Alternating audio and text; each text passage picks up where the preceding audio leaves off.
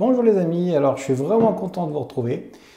J'espère que vous allez bien, voilà, et ça va être une petite vidéo vraiment très courte pour faire une petite synthèse de ce défi, savoir où j'en suis, essayer de résumer un petit peu ce qui s'est passé dans les deux dernières vidéos. Alors, et puis vous dire que je vais changer un petit peu le format, voilà, parce que j'ai eu des super retours sur les deux premières vidéos du défi Flutter. Comment développer une application pour mobile en 30 jours quand on ne connaît pas la technologie. Le retour était, c'est super sympa, ça tient 1 heure, on ne voit pas passer l'heure, par contre ça tient 1 heure. Voilà, donc ce que j'ai fait, c'est que j'ai décidé de me dire, je vais essayer d'avancer un petit peu tout seul pour apprendre un petit peu en amont et pouvoir vous exprimer les choses, vous les expliquer de façon plus simple, rajouter beaucoup plus de schémas, beaucoup plus orienté débutant, même s'il y a quand même des choses encore pour les développeurs qui veulent connaître la technologie alors qu'ils partent d'un autre langage, d'une autre plateforme, qui font un petit peu comme moi en fait, hein, qui transitent sur la technologie. Donc plus de schémas et puis essayer de scinder en petits sujets. Voilà. Donc ces derniers jours, j'ai avancé un petit peu sur la technologie. On va voir à la fin de la vidéo. Je vais commencer à vous parler d'un problème que j'ai eu. Un problème que vous verrez, je ne vous en dis pas plus. Je vais faire une vidéo spécialement sur ce problème parce que ça m'a pris entre 2 et 3 jours pour arriver à le résoudre. Alors comme tout problème compliqué, en fait, la solution a été simple. Mais du coup, j'ai dû apprendre plein de choses et puis user de mon expérience pour arriver à résoudre le problème. Voilà, je vous en parlerai donc dans une autre vidéo. À la fin, je vous explique un petit peu comment ça se passe parce que, à mon avis, ça vaut le détour. Voilà. Comme d'habitude, n'hésitez pas, voilà, les petits pouces, abonnez-vous à la chaîne YouTube, ça me fera plaisir. Si vous voulez suivre l'actualité, pas que de la chaîne YouTube, du blog, etc., vous pouvez directement, je vous mets le lien sur la newsletter en dessous. Et puis, comme d'habitude, mon guide d'un ami, hop, hop, hop, hop, hop, ouais, je vais y arriver. Alors, hop, voilà, guide d'un ami pour démarrer une carrière de développeur en 6 étapes. Voilà, n'hésitez pas à me faire des commentaires sur ce guide. J'ai mis du temps à le faire, j'ai mis beaucoup d'expérience à l'intérieur et puis un petit peu d'humour. Alors voilà, je serais ravi d'avoir vos retours qui sont, pour ceux que j'ai eus, plutôt positifs. Voilà, donc ce sera vraiment avec plaisir que je vous retrouve dans ce guide. Je vais passer sur la partie schéma. On va résumer rapidement, très rapidement. Donc, premier, on va faire une vidéo courte parce que la première vidéo d'1 heure, j'ai dit... Bon, 1 heure. Deuxième vidéo, j'ai dit je vais faire plus court, j'ai fait 1 heure. Donc là, j'essaye de faire, allez, on va dire maximum 10 minutes, un quart d'heure, et c'est parti. Voilà, donc ce qu'on avait vu dans la première vidéo, vraiment résumé, et je vais essayer de vous dire vraiment les choses qui sont structurantes. Donc on avait vu toute l'installation en suivant la documentation qui est sur finalement le site qui s'appelle flutter.dev. Donc l'idée c'est, si vous voulez vous mettre à Flutter, c'est de faire comme moi et sur cette plateforme installer tous les prérequis. Voilà. Le résultat qu'on a eu finalement, c'est qu'on a découvert deux environnements. On en a découvert un. Le deuxième est Visual Studio Code. Le premier est Android Studio, c'est-à-dire l'atelier du menuisier. Et dans l'atelier du menuisier, on a finalement donc les choses importantes, autant pour les développeurs expérimentés que les débutants. Ah, j'ai fait peut-être un peu trop grand. Voilà. C'est qu'on a ici finalement une partie qui est dédiée à l'organisation du projet, ici où il y a des répertoires qui permettent de définir tout ce qui est nécessaire pour travailler avec Flutter. Et puis, dans ces répertoires, il y a des choses qui ont été générées pour nous. C'est-à-dire un répertoire dans lequel on va mettre ici le fameux code source. Et ce fameux code source, ça va être les lignes qu'on voyait apparaître ici sur la droite. Voilà. Et donc, ce fameux code source, c'est là où on travaille. Et en fait, il y a des choses qui sont générées automatiquement qui vont permettre d'avoir une application qui va fonctionner pour smartphone, pour Android. Et puis, il y a aussi un autre répertoire en automatique qu'on n'a pas utilisé, mais qui, pour vous expliquer comment ça fonctionne quand mon stylo marche. Je crois qu'il est resté dehors. Donc on a aussi un autre répertoire qui est destiné à iOS, donc la partie Apple. Donc ces répertoires sont générés automatiquement. Notre code source, c'est là qu'on travaille. Et puis il y a également des librairies supplémentaires, donc du code qui n'est pas à nous, qu'on peut utiliser, qui est nécessaire au fonctionnement de l'application et qui fait qu'on a pu démarrer une application en partant de zéro. Il y a toute la plomberie en fait qui a été générée. En dessous ici, on a ce qu'on appelle la sortie console, c'est-à-dire ce qui permet de taper des choses que notre atelier de menuiserie, notre environnement de développement va nous permettre de taper des commandes pour pouvoir automatiser des choses. Voilà. Et il y a une commande qui est importante qui s'appelle Flutter Doctor. Voilà. Et quand on tape ça, qu'on tape sur la touche entrée, ça nous fait un diagnostic pour voir si toute notre installation est bien configurée. Voilà. Il y a d'autres commandes ici et il y a d'autres choses, vous verrez dans l'installation qui sont nécessaires, qui sont des dépendances, ce qu'on appelle des packages. En fait, c'est des choses qui ne sont pas de base et qu'on rajoute un peu comme des éléments supplémentaires, des extensions de forme de plugin. Voilà. Donc, je ne vais pas rentrer dans les détails, mais il y a aussi des lignes de commande qui permettent de finir la configuration de tout son environnement. Alors, je vais faire un petit peu plus court, tac, parce que ce qu'on avait vu aussi dans cette première vidéo, c'est que j'avais eu des difficultés, mais toutes bêtes, hein. C'était pour pouvoir lancer un téléphone virtuel.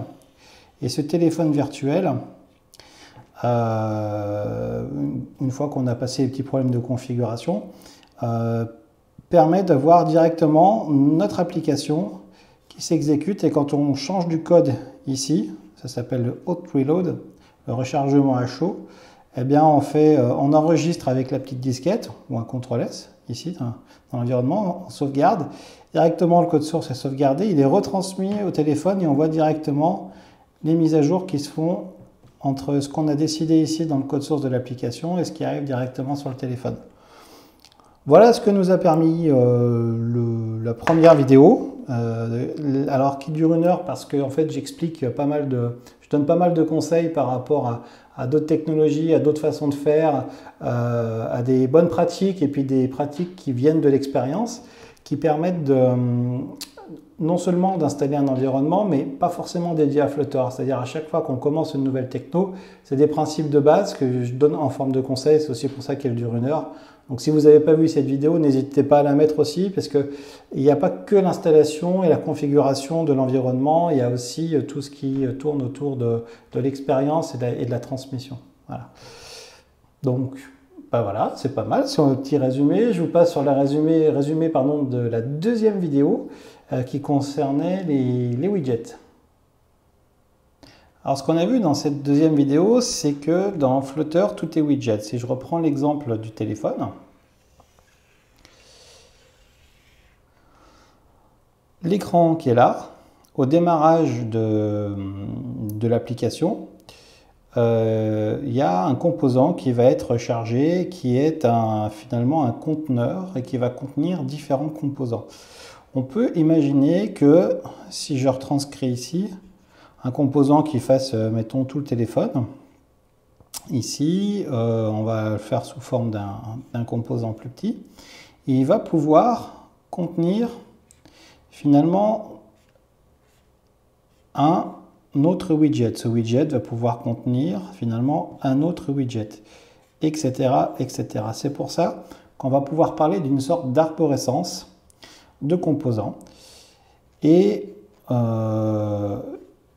ce qu'on peut appeler, ce qui se fait en général en informatique, dans ces concepts-là, on parle d'arborescence et on va parler aussi de parent-enfant.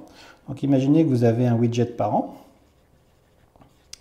Ce widget parent va pouvoir contenir un enfant, voilà, un widget enfant, qui lui-même va pouvoir contenir un widget enfant, un widget enfant, un widget enfant. Alors c'est comme ça que je vous l'ai présenté.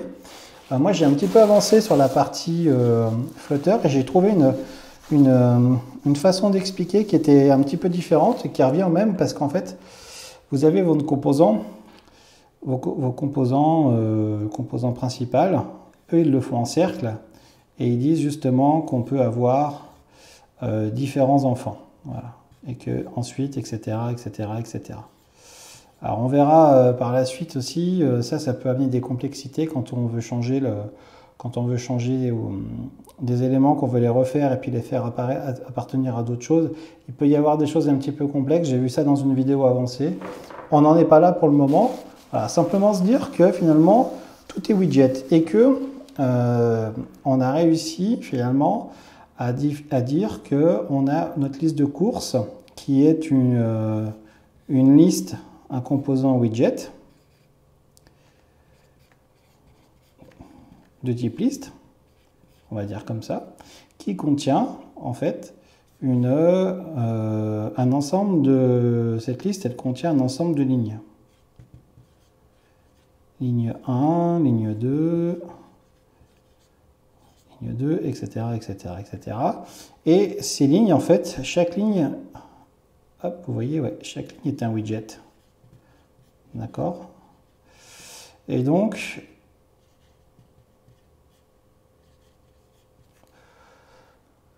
comme chaque ligne est un widget, on va pouvoir dire, dans une ligne, je fais un petit zoom ici, visuellement, on va avoir du texte qui est par exemple, je sais pas, du pain, par exemple. Et puis on a vu qu'on avait un petit caddie. Alors je suis pas très fort pour dessiner, quoique, ouais, si, ça ressemble à un caddie. Et que quand on tapote, finalement, on va pouvoir, le petit caddie va changer de couleur pour dire on l'a pris, on l'a pas pris. Et ça sans finalement être connecté directement au fichier Excel parce qu'on a créé une fausse liste en mémoire sur le téléphone et cette fausse liste en mémoire, on l'a utilisée pour simuler la liste du fichier Excel qu'on aura. Ça veut dire qu'on peut développer la partie graphique sans avoir encore fabriqué l'accès aux données. Voilà. Et donc ça nous a permis aussi de voir que quand on tapote sur une ligne, donc ici notre liste, on avait différents éléments ici, et puis on va dire qu'on avait notre petit caddie à chaque fois. Alors je vous fais des petits trous, check, check. Voilà, on a vu que quand on tapote ici, eh bien il y a quelque chose qui va s'exécuter. C'est ce qu'on appelle un événement. Alors un événement en général, on peut le faire avec un petit éclair. Voilà. Et quand je tape ici, j'ai un petit événement, et ce petit événement, il va faire une action. Cette action, c'est du code. Alors, il va faire ce qu'on veut.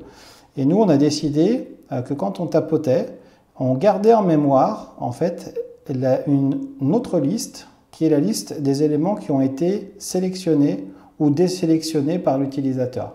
Pour savoir, finalement, quand l'application fonctionne, le choix de l'utilisateur, pour pouvoir le mémoriser. Voilà. Donc, à cette action, on a dit, si... Je fais simple, hein, mais si il vient de taper et qu'il n'avait pas déjà tapé cet élément, alors on met le truc en rouge. Voilà. Donc l'action, elle peut ici être exécutée en fonction d'un code qu'on aura mis. Et c'est en fait là qu'on va pouvoir mettre l'intelligence par rapport à ce que fait l'ordinateur, par rapport à ce que fait, l'utilisateur. Voilà. Alors ça, c'est pas magique. Il y a un concept derrière qu'on a vu aussi et que je reprends qui est le concept d'avoir un widget et un autre élément, un autre objet qui est attaché à ce widget qui lui va contenir les données. Voilà. Donc c'est-à-dire que l'élément widget c'est l'élément graphique et puis on a un widget un peu particulier qui est toujours associé dans Flutter et qui permet d'avoir vraiment là où le code s'exécute et puis où les traitements se font au niveau de la donnée. Donc si je prends le cas par exemple d'une page d'accueil, ce qu'on fera pour l'application, donc accueil en anglais c'est Home, donc on va dire qu'on va essayer de créer un écran Voilà, un écran pour le téléphone, un écran d'accueil. Voilà. Donc si je veux créer un écran d'accueil, je vais devoir créer deux objets, deux classes. Donc ces deux classes, il y en a une qui sont deux widgets.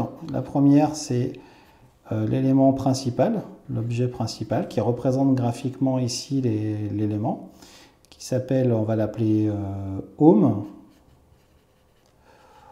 Home,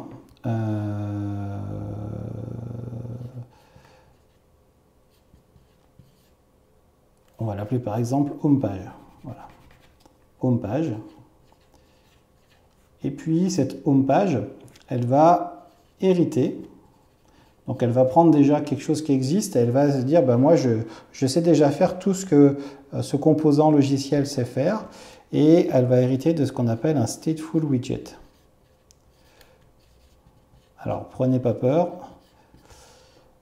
parce que finalement c'est assez simple. Nous ce qu'on veut, c'est simplement faire une page d'accueil qui est un widget pour pouvoir s'afficher à l'intérieur de l'écran. C'est tout ce qu'on veut faire.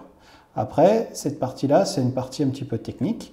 Simplement, l'obligation avec Flutter, parce que ça a été conçu comme ça, c'est quand on fait un widget qu'on veut afficher ici, il faut lui associer un deuxième widget qui lui, alors c'est un widget, qui lui va s'appeler par convention, si on l'appelle autrement ça marche, mais c'est pour faciliter la lecture, le nom du widget ici, et on rajoute state, qui lui étant la classe state, et on dit qu'elle est de type homepage, parce qu'elle a connaissance de ça. Voilà, je ne veux pas rentrer. Alors, ça dépasse, ça dépasse. Extend state homepage.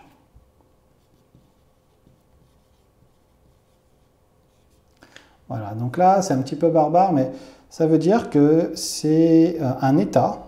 Donc, elle va garder l'état.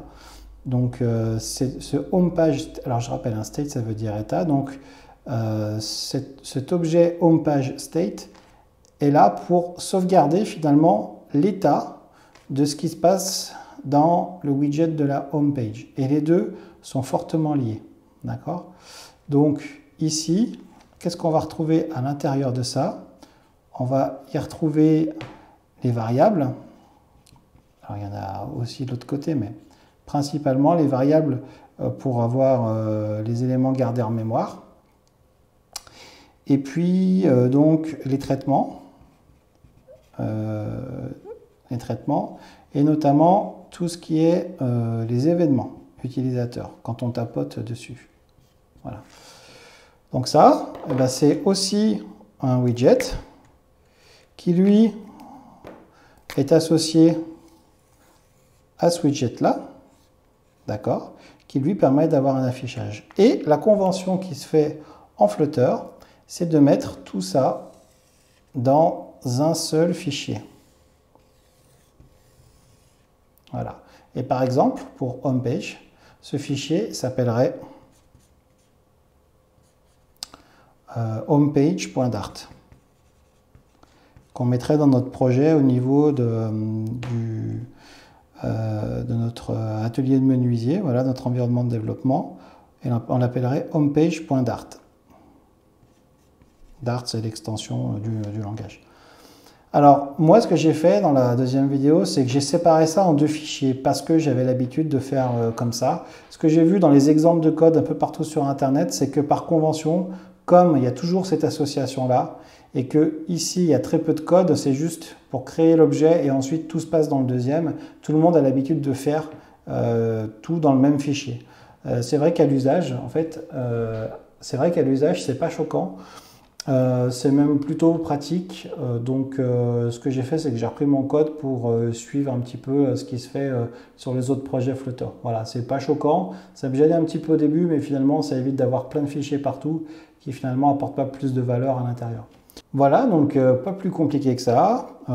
Simplement, quand on veut créer un écran d'accueil, on va créer deux objets widget. L'objet de base va avoir un objet state qui va permettre de faire les traitements et de garder les éléments en mémoire. Et puis, ça se passe plutôt bien. Moi, ce qui me chiffonnait un petit peu, c'était qu'on avait un petit peu tout de mélangé, mais on verra un petit peu plus tard dans d'autres vidéos qu'il est possible de scinder les choses de manière vraiment très propre.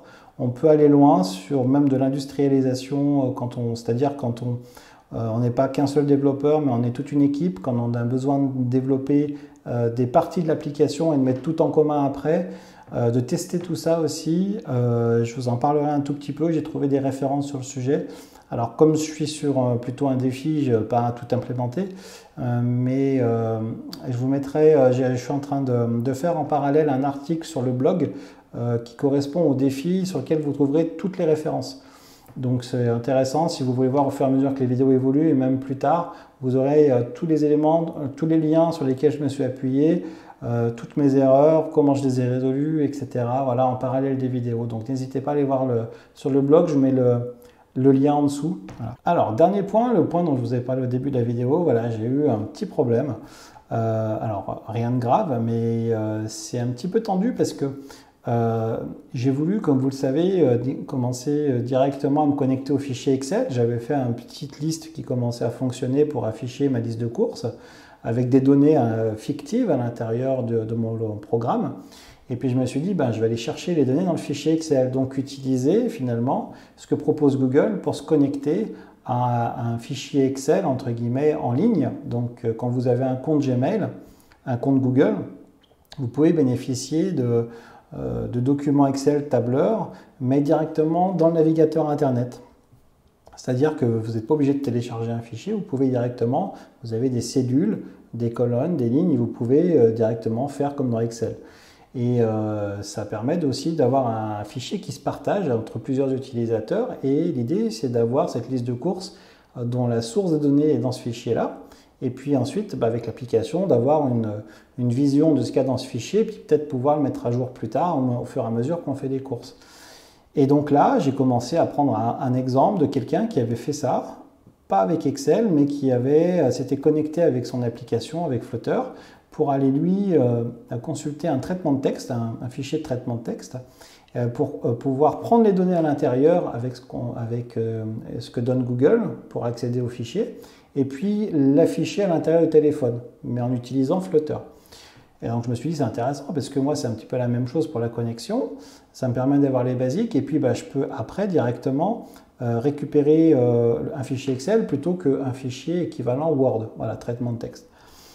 Et donc là j'ai commencé à essayer et là je suis tombé sur une erreur, la 12500, vous voyez je me rappelle.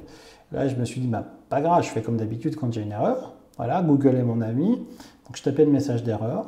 Et je suis allé de forum en forum, je suis allé de blog en blog, sur des gens qui avaient le même problème, qui avaient réussi à le résoudre en partie, pas complètement, qui avaient essayé plusieurs choses. Alors c'était bizarre parce qu'il y avait plusieurs façons de corriger le problème. Et quand c'est comme ça, en général, c'est que ça sent mauvais. Et au final, j'ai passé 2 à 3 jours, je ne sais pas exactement évaluer, pour arriver à résoudre le problème. Alors, ce qui m'a mis un petit peu, pas en stress, mais qui m'a un petit peu énervé, on va être franc, ça m'a un petit peu énervé, c'est que j'ai dû commencer à faire quelque chose que je ne voulais pas faire tout de suite, c'est-à-dire passer par un système de validation de mon application par Google, qui en général est utilisé pour en ligne déployer son application pour que vous puissiez vous l'installer sur votre téléphone. Et là, et ça c'est ce qui a priori permettait de résoudre le problème. Sauf que Google vous envoie un mail et vous dit, voilà, pour valider l'application, en fonction de ce que vous demandez, il peut y avoir jusqu'à 6 semaines de délai. Et là, c'est le drame, parce que je me suis dit, mais en entreprise, si on doit faire ça, on vous dit, vous avez pris des engagements, vous avez dit, voilà, il me faut tant de temps pour faire les choses, etc., en termes de technique, de développement, mais que vous avez Google qui vous dit, nous, on valide votre application et on peut mettre jusqu'à 6 semaines, peu importe ce que vous dites, ce que vous faites, etc., vous prenez 6 semaines dans votre planning, voilà, pour rien. Donc j'imagine que quand on fait que des applications mobiles, ben, on anticipe tout ça dans les plannings et puis on le sait, etc. Mais quand on découvre la technologie et qu'on ne le sait pas, et qu'on dit qu'on fait un défi 30 jours et qu'on nous dit qu'il faut 6 semaines pour valider une application, ben, c'est un peu compliqué. Voilà. Donc, par chance et par travail, parce que 2-3 jours, etc., ben, j'ai réussi à résoudre le problème il n'y a pas très longtemps. Donc voilà, c'est pour ça que je vous en parle dans une autre vidéo. Je ne vous en dis pas plus maintenant, parce qu'on a dit qu'on faisait une vidéo courte. Et puis, bah, je vous retrouve très très vite. Voilà, je vous remercie encore pour suivre cette chaîne. Ça me fait vraiment plaisir. Suivre le blog également. Comme je vous ai dit au début de la vidéo, vous pouvez télécharger mon guide d'un ami pour démarrer une carrière de développeur en 6 étapes. C'est gratuit, alors allez-y, n'hésitez pas à me faire des retours, ça me fera plaisir également. Les petits pouces, vous abonner à la chaîne et puis la newsletter aussi si vous voulez. Je vous mets tous les liens en dessous. Voilà. Je vous dis à très bientôt. Merci. Ciao.